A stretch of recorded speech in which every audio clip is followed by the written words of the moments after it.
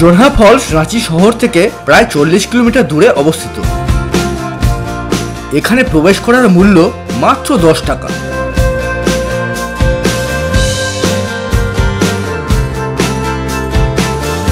জোনহা ফলসটা বেশ নিচে, উপরে দাঁড়িয়ে আপনি জলপ্রপাতের আওয়াজ পাবেন কিন্তু কিছুই দেখতে পাবেন না।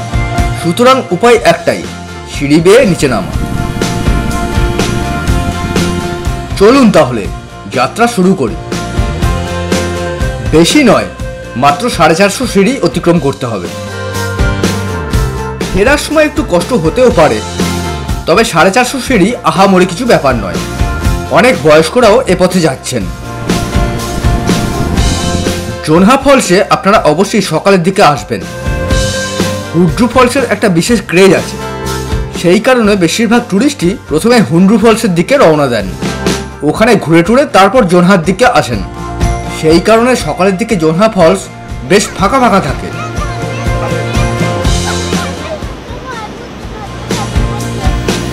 এই এতক্ষণে পাওয়া গেল জোনহা ফলসের প্রথম ভিউ। যেমন নাম তেমনই রূপ।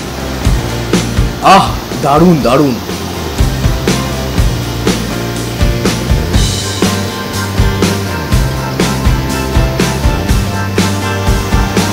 এবার আমরা আরো এক ধাপ নেমে এলাম, একেবারে জলপ্রপাতের সামনে।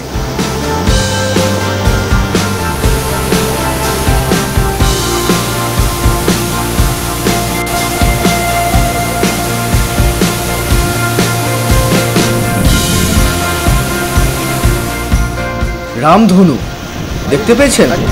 একটু ভালো করে লক্ষ্য করলে আপনি একটি রামধনু দেখতে পাবেন জলপ্রপাতের ডান দিকে নিচে। এই মুহূর্তে খালি চোখে দেখলে এটা একদম পরিষ্কার দেখাচ্ছে, কিন্তু এই ক্যামেরায় একটু আবছা হয়ে যাচ্ছে। এই অসাধারণ দৃশ্যটি আমরা ভাগ্যক্রমে দেখতে পেলাম। একটু আগেই এটি ছিল না। সূর্যের বিশেষ অবস্থানের কারণে হঠাৎ করেই এটি ফুটে উঠল। আহা, এই দৃশ্য ভোলার নয়।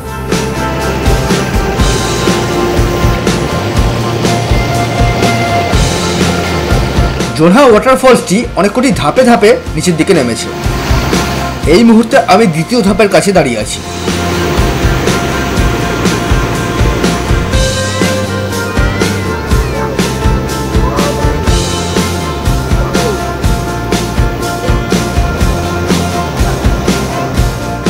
এবার আমরা চলে এলাম দ্বিতীয় ধাপের নিচের দিকে।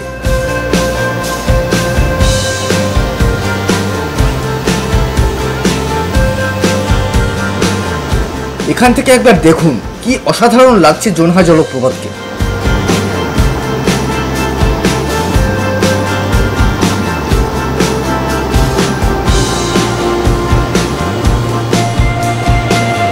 এই হলো 3 নম্বর ধাপ।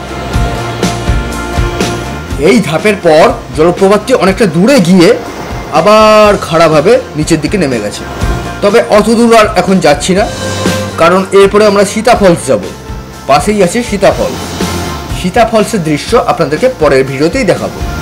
এখন তাহলে আসি, আবার দেখা হবে পরের ভিডিওতে।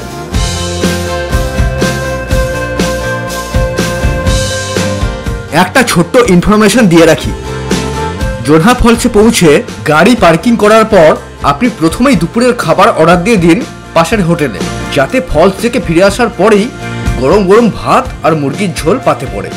বেশ সুলভ মূল্যে এখানে সুস্বাদু খাবার মেলে।